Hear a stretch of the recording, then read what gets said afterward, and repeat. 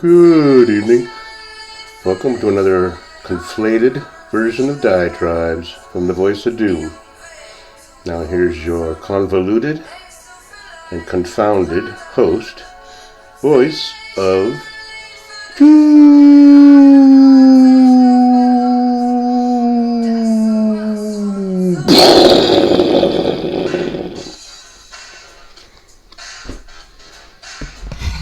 Hello. I'm going to go shut the bumper music off.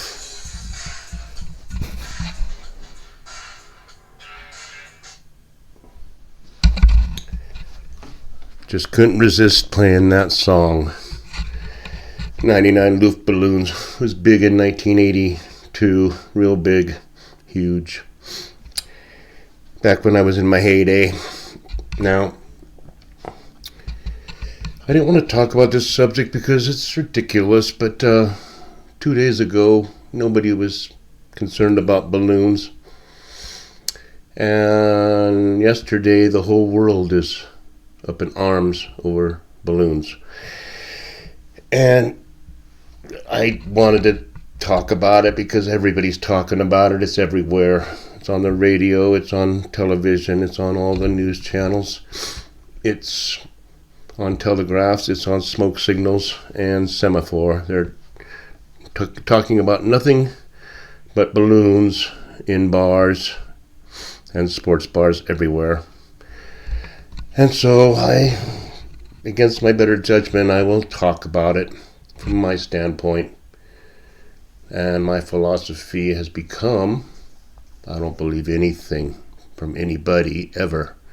Especially from that organization that used to be called the U.S. government. Don't believe a word they say ever. And when they do tell the truth, it's usually for some nefarious purpose. Now, there is a balloon in the sky. We've seen it. It is a Chinese spy balloon. But no, it's not a Chinese spy balloon, it's a weather balloon. Oh, yes, it actually is a Chinese spy balloon. Now, Orwell would be very pleased with the way they release information, because they release information in such a way that we can all argue about what the hell it is. Okay, so let's assume it's a Chinese spy balloon that the U.S. used to be government is telling the truth. Why is it up in our skies? Now, the recent news is there's another one in the southern hemisphere, north of the American side of this planet. So apparently these Chinese are sending weather satellites, balloons, and weather balloons everywhere to monitor the weather because they're very concerned about global climate change. So you got to hand it to them. Now let's just say that I don't believe a word they say. And it is not a Chinese spy balloon, but a spy balloon from what used to be the United States government. Why do they send one up? Could it be a distraction? What can they distract us from because we're so busy worrying about a balloon? Well, this Boy Scout Jake Sullivan is in India right now talking with the Prime Minister about what they're going to do about China because they're gearing up for a big one, big war. And India and the U.S., what used to be, are going to work together to take care of the China problem. And this Kirby guy, who's a total loser, was supposed to go to China, I believe, today or tomorrow, but he postponed his trip because of this balloon business.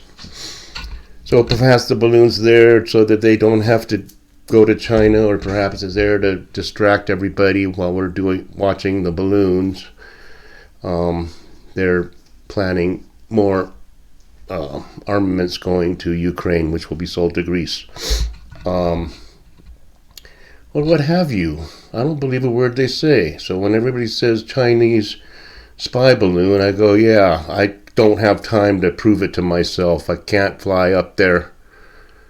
I can't get my own hot air balloon and meet it up there and just check it out myself. So I choose to not believe a word they say.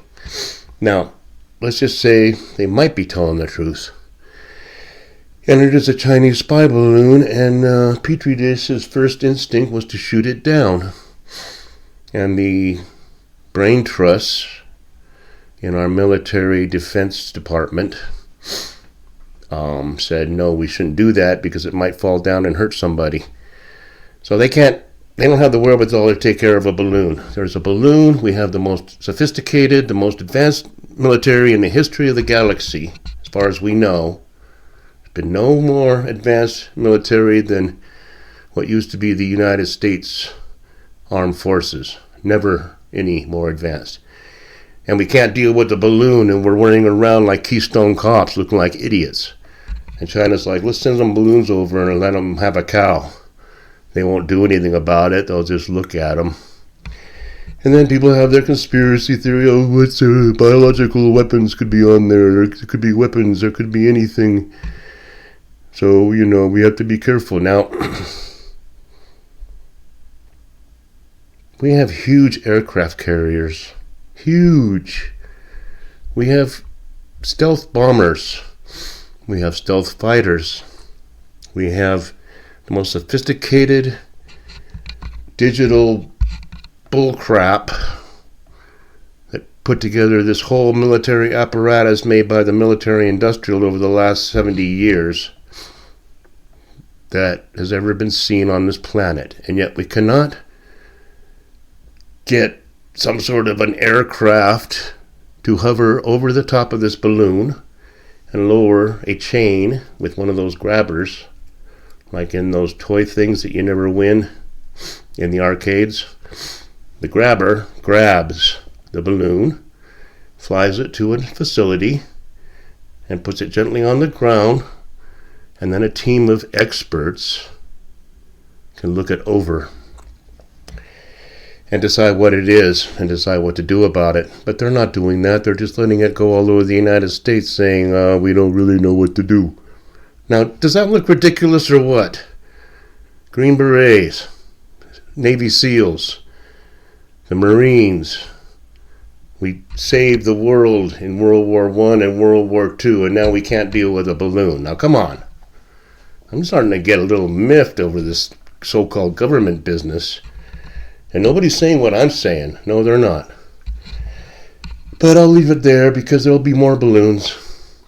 You watch. There's going to be many more balloons over the next few months because they know we're not going to do anything about it. And one balloon might have something bad. So we won't discuss such things until that calamity happens. I wanted to give you an idea on this other subject that's been plaguing the world. This George Santos person who was elected into the halls of Congress as a Republican and has turned out to be a pathological liar on everything he said and everything he stood for and everything he ran on. Now, I had a funny idea that only I could have, and I thought of a scenario that would be so beautiful. It's so beautiful it'll never happen on this planet because it's too great. What if this George Santos guy gets up in front of Congress and makes the following speech? My fellow Congress people and theys, I am resigning my position as the congressional delegate from wherever the hell he's from. And I will tell you why. Because I never wanted to be a congressman. I am a performance artist. And I decided to do a little experiment with the American people. And I decided to see if I could just lie my frickin' ass off about every aspect of my life and still be elected to high office. And my question has been answered. And so I relinquish my seat. I never wanted it.